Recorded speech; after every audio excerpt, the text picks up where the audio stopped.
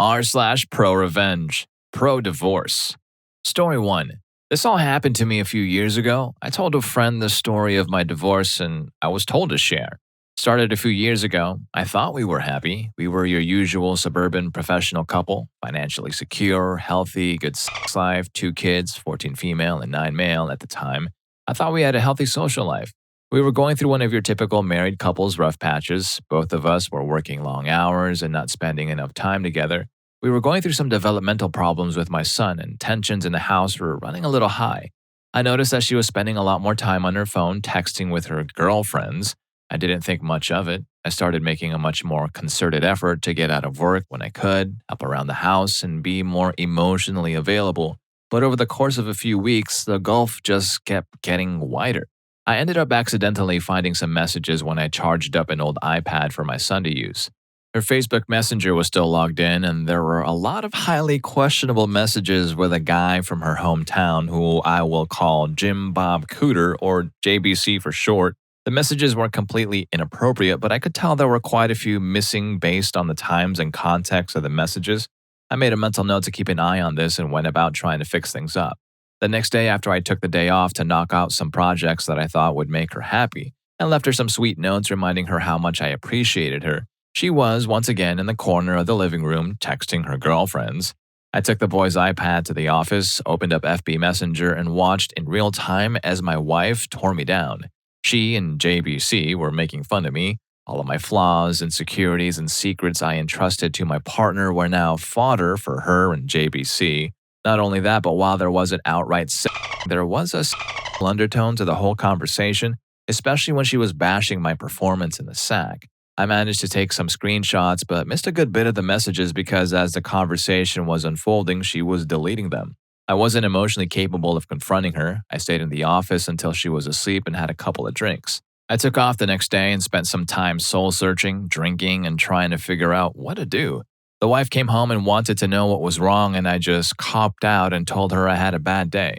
A couple of minutes later, I was watching the iPad as a train wreck kept unfolding. So began a couple of solid weeks of taking screenshots, drinking, and detaching myself from the relationship.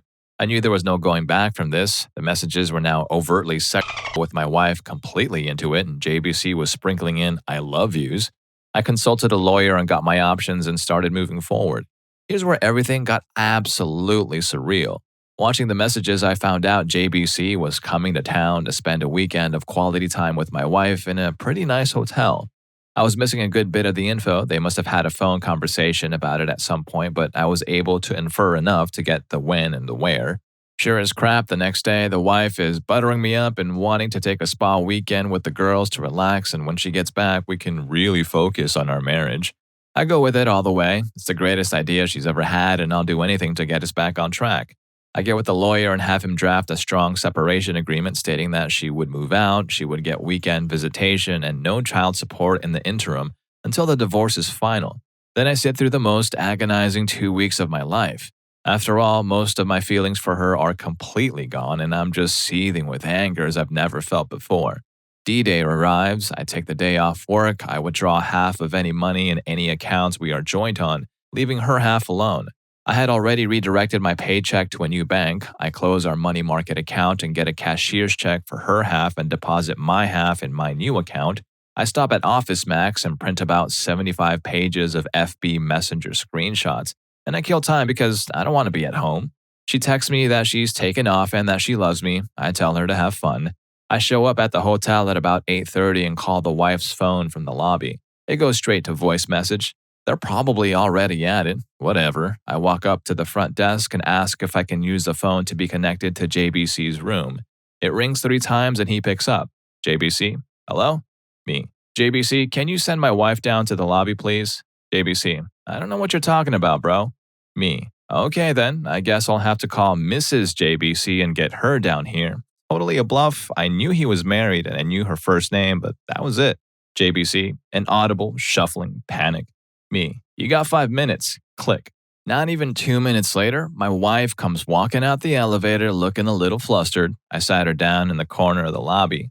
Her starts spewing bullshit, saying it's not what it seems, etc. Me. I'm not here to argue. The things that are said in this pile of papers are what's going on. The only way I'm not giving a copy of this to your daughter and your parents and emailing it to everyone we know is if you move out immediately. Wife was very prideful. The daughter was going through a rebellious teen phase, and her knowing probably would have forever killed their relationship. The wife was also her parents' golden child, and she always worried about what they thought of her. I didn't have much leverage, and shame was my only card to play. Also, her professional life is built up around her image, so I knew she would protect that at all costs. Her, sniffle, mumble, inaudible.